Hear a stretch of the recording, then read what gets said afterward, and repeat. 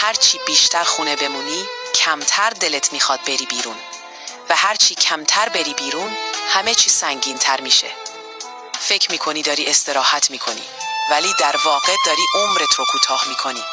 مغزت کند میشه، صدای افکارت بلندتر میشه و کم کم دیگه دلت نمیخواد هیچ کاری بکنی.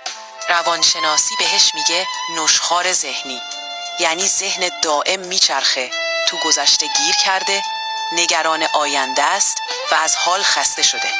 حتی یه قدم زدن کوچیک یا رفتن جلوی نور خورشید خیلی برات سخت شده. جالب اینجاست که دلیلش تنبلی نیست، فقط از نظر ذهنی خسته ای و هرچه بیشتر تو این چرخه بمونی شکستنش سخت تر میشه.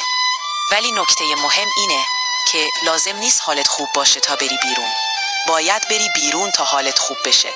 برو بیرون، زیر آفتاب بشین، به صدای باد گوش بده، حس کن دنیا دوباره حرکت میکنه. یادت باشه هرچه بیشتر صبر کنی تله خونه موندن عمیق‌تر میشه. بفرست برای کسی که نیاز داره بشنوه و با احساس عالی بگو انرژی مثبته.